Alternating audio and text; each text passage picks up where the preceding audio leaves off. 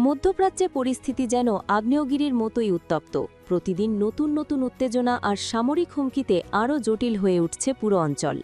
এর মধ্যেই সামনে এসেছে এক বিস্ফোরক দাবি। ইরানের রাষ্ট্রীয় গণমাধ্যম জানিয়েছে, রাশিয়ার চেচেন নেতা রমজান কাদিরভের অনুগত বিশেষ বাহিনী ইরানে মোতায়েনের জন্য প্রস্তুত।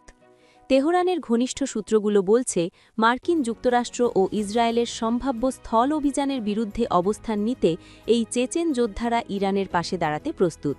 কাদিরভ এই সংঘাতকে শুধুমাত্র ভূ-রাজনৈতিক নয়, বরং একটি পবিত্র যুদ্ধ হিসাবে অভিহিত করেছেন। তার বক্তব্য অনুযায়ী এটি ন্যায় ও অন্যায়ের মধ্যকার এক চূড়ান্ত লড়াই। ২৮ ফেব্রুয়ারি থেকে শুরু হওয়া সংঘাত এখন এক ভয়াবহ মোড় নিয়েছে।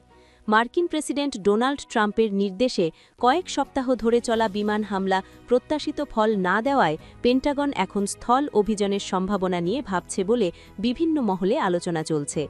ঠিক এই সময়েই কাদিরভের বাহিনীর সম্ভাব্য অংশগ্রহণের খবর পুরো পরিস্থিতিকে আরও জটিল করে তুলেছে। ইরান দাবি করছে, এই যুদ্ধের সূচনা হয়েছে এক গভীর বিশ্বাসঘাতকতার মাধ্যমে। তাদের অভিযোগ, পরমাণু আলোচনার আড়ালে মার্কিন ও ইসরায়েলি গোয়েন্দা সংস্থাগুলো ইরানের সর্বোচ্চ নেতা আয়াতুল্লাহ আলী খামেনি এবং শীর্ষ সামরিক কর্মকর্তাদের বিরুদ্ধে গোপন হামলা চালিয়েছে।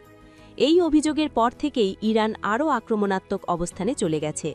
পারস্য উপসাগর জুড়ে মার্কিন ঘাঁটি ও ইসরায়েলি স্থাপনাকে লক্ষ্য করে ইতোমধ্যে একাধিক ক্ষেপণাস্ত্র ও ড্রোন হামলার দাবি করেছে তেহরান। তাদের ভাষায় এটি প্রতিশোধের অংশ। এদিকে সংঘাতের নতুন মাত্রা যোগ হয়েছে ইউক্রেনের নাম জড়িয়ে পড়ায়। ইউক্রেন সরাসরি অভিযোগ করেছে, যুক্তরাষ্ট্র ও ইসরায়েলকে প্রযুক্তিগত সহায়তা দিচ্ছে ইউক্রেন। জাতিসংঘের মহাসচিবের কাছে পাঠানো এক চিঠিতে ইরানের প্রতিনিধি দাবি করেছেন, কিয়েভ এই সংঘাতকে আরও উস্কে দিচ্ছে। যদিও রাশিয়ার পক্ষ থেকে আনুষ্ঠানিকভাবে কিছু বলা হয়নি, তবে বিশ্লেষকদের মতে প্রেসিডেন্ট ভ্লাদিমির পুতিনের ঘনিষ্ঠ মিত্র কাদিরভের এমন পদক্ষেপ মস্কোর নীরব সমর্থন ছাড়া সম্ভব নয়। ইউক্রেন যুদ্ধের প্রভাব এখন যেন মধ্যপ্রাচ্যের মাটিতেও প্রতিফলিত হচ্ছে। পাশাপাশি ইরান সতর্ক করেছে যে তাদের গুরুত্বপূর্ণ কৌশলগত এলাকা, বিশেষ করে খার্গ দ্বীপ দখলের যে কোনো প্রচেষ্টা আত্মঘাতী হবে।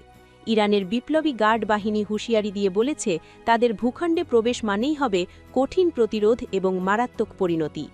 আন্তর্জাতিক বিশ্লেষকরা বলছেন, যদি সত্যিই চেচেন বাহিনী ইরানে সক্রিয়ভাবে যুক্ত হয়, তাহলে এটি ন্যাটো ও পশ্চিমা শক্তির জন্য বড় ধরনের চ্যালেঞ্জ হয়ে দাঁড়াবে।